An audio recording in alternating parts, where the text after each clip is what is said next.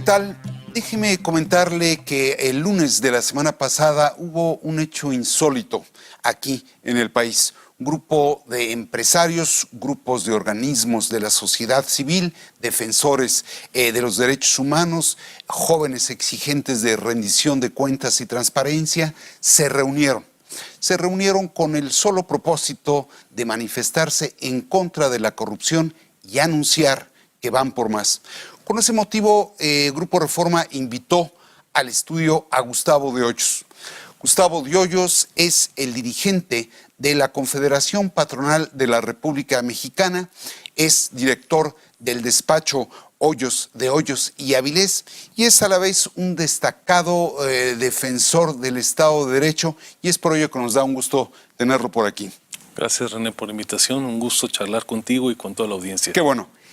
Gustavo, ¿por qué dar la batalla contra la corrupción siendo que algunas autoridades lo ven como un fenómeno cultural y ancestral, casi como una tradición? Bueno, la corrupción y la impunidad que viene aparejada forman parte probablemente de la parte más retrasada de nuestro país, que es la fragilidad del Estado de Derecho. En Coparmex pensamos que este país ha avanzado en muchas asignaturas, pero si en algo nos hemos quedado rezagados es particularmente en esta gran asignatura que es convertir a nuestro país en un país de leyes y de instituciones. Cuando hablamos de Estado de Derecho hablamos desde luego de corrupción e impunidad, hablamos de transparencia y rendición de cuentas, hablamos de seguridad pública y hablamos de certeza jurídica. Para nosotros esas asignaturas son fundamentales. En términos muy aterrizados, ¿por qué transparencia, rendición de cuentas, Estado de Derecho? Un Estado corrupto, ¿cómo afecta a la gente? Bueno, cuando se da de manera sistemática, creciente, generalizada, tanto en lo territorial como en órdenes de gobierno, en formaciones políticas, el fenómeno de la corrupción, este mal endémico va permeando de lo público a lo privado e incluso hasta las familias. A nosotros lo que nos preocupa en Coparmex es que si bien es cierto que el fenómeno de la corrupción ha existido tal vez desde siempre en México, lo que apreciamos es una generalización y un agravamiento de estas conductas, y por ello nos parece que no podemos dejar pasar más tiempo sin atacar las causas de raíz y evitar que esto siga siendo un fenómeno que cunda por todo el país. Déjeme, Gustavo, antes de formular la siguiente pregunta, ofrecerle al auditorio de Grupo Reforma una gráfica que ubica a México frente a otros países en lo que corresponde a pagos extraoficiales. Llama mucho la atención, países como Alemania, China, no tienen tan crecido el pago tanto en sobornos a funcionarios públicos como a políticos de alto nivel. Estamos solo abajo de Rusia. ¿Qué le dice esto? Bueno, efectivamente México, para desfortuna nuestra, es reconocido a nivel mundial como un país en el cual la corrupción ha tomado carta de naturalización. Esto se ha traducido, aparte del daño que sufrimos día a día los mexicanos, en que muchas oportunidades de inversión se hayan quedado simplemente en planes, porque hay algunos conglomerados internacionales importantes que se la piensan dos veces cuando ven estos fenómenos en un país. Hoy en día, digamos, las salvaguardas contra la corrupción, las medidas que se están tomando en el mundo entero hacen que sea un factor de competitividad. Es decir, al no haber una lucha frontal contra la corrupción o no haber una política de integridad en el gobierno, hay empresas que se la piensan dos veces para invertir en México.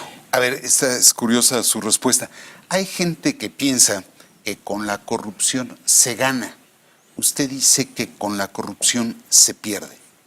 Pueden ganar quienes han hecho de la corrupción un modo de vida, pero no me cabe ninguna duda que el país en su conjunto pierde y los ciudadanos de bien también perdemos. Si consideramos que algunos cálculos estiman que entre el 6 y el 9% del Producto Interno Bruto puede estarse yendo a prácticas de corrupción, esto representa, simplemente por hacer una comparación fácil, 3 veces el crecimiento o 4 veces el crecimiento de la economía del país. De ese tamaño significa las prácticas de corrupción. Entonces, afirmar que el país se beneficia por la corrupción creo que es tener una visión muy restringida y que solamente se refiere a quienes son los actores de estas prácticas, ¿no? Ya, si le parece, justamente en relación con el punto que está usted mencionando, quisiera que viera un video donde otro organismo empresarial, su líder Juan Pablo Castañón, se refiere al costo de la corrupción en México.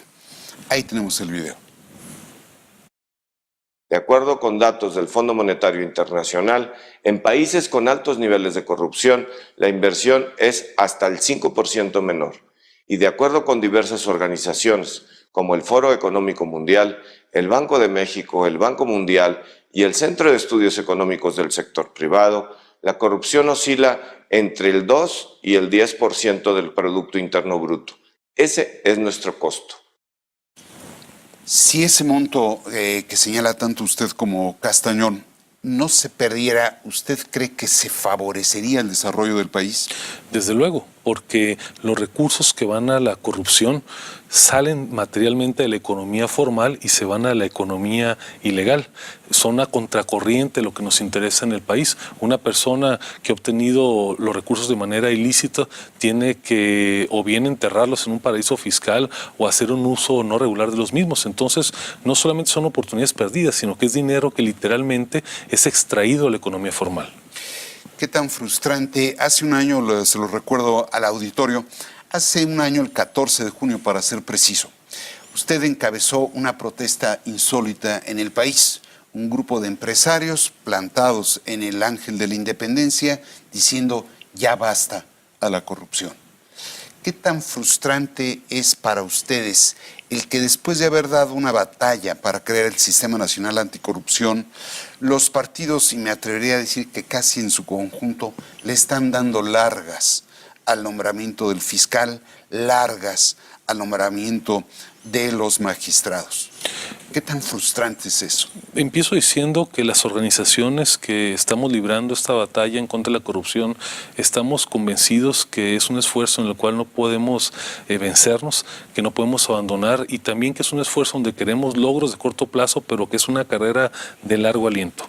Este momento tan significativo de la protesta que hicimos en la Columna del Ángel se inscribe en una circunstancia muy particular.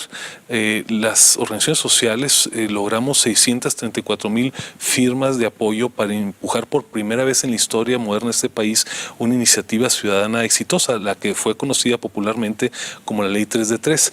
Después de un proceso largo de meses de negociación que implicó ir negociando artículo por artículo, vino aquella famosa ocurrencia de madrugada donde se trató de desvirtuar todo el fenómeno de las declaraciones dirigidas a funcionarios, y en esas circunstancias se inscribe esta protesta porque había una nota evidente de un intento de regresión de buena parte de la clase política. Afortunadamente, y aquí hay que decirlo con claridad, esto derivó gracias a una gran cobertura que dieron los medios en todo el país, en que el presidente de la República ejercitara también de forma insólita en este país su derecho al veto constitucional a 16 artículos y que se revirtiera esto. Este conjunto de eventos nos condujo a que el 18 de julio del año pasado se aprobaran las 7 leyes del Sistema Nacional Anticorrupción. Ahí es un hito en la historia, digamos, de la participación ciudadana en este país, y ciertamente a partir de ese momento hemos tenido un proceso de avances y retrocesos. Uno de los retrocesos ha sido esta gran demora reiterada, contumaz por parte del Senado de la República en llevar a cabo la designación del fiscal especializado en hechos de corrupción y de los 18 magistrados que serán los jueces que tendrán a su cargo los procesos anticorrupción. Pero junto con esto, René, y me parece importante destacarlo, hemos tenido también momentos poco vistos en la vida democrática del país. Hay que reconocer que en este andamiaje que se construyó se han formado instituciones como el Comité de Participación Ciudadana de 5 miembros que encabeza a su vez el Sistema Nacional Anticorrupción. El secretario ejecutivo que se eligió fue a propuesta ciudadana. Entonces tenemos claroscuros y estamos convencidos de que no obstante estos retrocesos, estos diques que hemos encontrado en el camino, la lucha va avanzando en la dirección correcta. En el manifiesto que publicaron o que hicieron público el 18 de julio con motivo de Vamos por Más, ustedes mismos señalan, advierten que encontraron y sabían que iban a encontrar resistencias. Señala usted que esta lucha es de largo aliento. No va a fracturar esta feliz coincidencia de distintos grupos sociales el proceso electoral. No están jugando los partidos a que ustedes se cansen y se agoten y la corrupción siga como está. Me parece que este evento que en mi óptica abre la tercera ola, podríamos llamarlo así, de esta lucha ciudadana, y por eso el nombre Vamos por Más. Reconoce lo mucho que hemos avanzado en el pasado en esta acción ciudadana, pero también lo mucho que sigue hacia adelante y la voluntad de ir juntos en ello. Algo que destacaba usted hace un momento es que no es frecuente encontrar en la misma mesa, o en este caso en el mismo escenario, reunidos organizaciones empresariales, correcto, académicas, defensoras de derechos humanos, activistas sociales, y esto creo que es alentador en cuanto a la circunstancia y el momento y las formas en que se da. Aquí hemos trazado juntos una agenda mínima que estamos empezando a construir desde ya y que podríamos decir es el cierre, el acicate para ese sistema anticorrupción. ¿De qué estamos hablando? De reformar todo el marco legal en materia de adquisiciones de gobierno, de obra pública, del financiamiento de los partidos políticos, de redimensionar el fuero constitucional. Es decir, todo ese aterrizaje que es necesario para no solamente crear instituciones como ya se han venido conformando, sino también tener leyes mucho más aterrizadas que permitan combatir de fondo la corrupción. ¿No se metieron a jugar en una cancha que les encanta a los partidos, que es hacer y deshacer leyes y nunca cumplirlas? Bueno, nosotros vamos a estar, y lo digo con toda claridad, día a día monitoreando que las tareas de estas organizaciones, pero de estas instituciones que se han ido conformando, se vaya cumpliendo al pie de la letra. Nos queda claro que el diseño de un sistema complejo como es el sistema anticorrupción puede quedar simplemente en un buen sueño, en una buena idea, si no somos muy puntuales en el seguimiento. Y lo que sigue en los próximos días es fundamental. ¿Qué sigue? Viene el proceso de nombramiento de los fiscales especializados en cada una de las 32 entidades federativas de los comités ciudadanos, y entonces tendrán ya carne y hueso las personas que tienen a su cargo llevar adelante esta reforma, que no sea solamente una quimera, sino que realmente se traduzca en acciones. Colóquese en un plano ficticio. ¿Cómo sería México sin tanta corrupción? Yo creo que México podría tener, para empezar, un nivel de desarrollo mucho mejor que el que hoy en día gozamos. Desde luego la corrupción ha detonado como un fenómeno generalizado que el gasto público en todas las áreas, desde infraestructura hasta el gasto social, no haya tenido ni la pertinencia, ni la profundidad, ni el efecto transformador que pudiera tener. Y también hay muchas oportunidades de inversión que se han quedado perdidas en el camino debido a este fenómeno.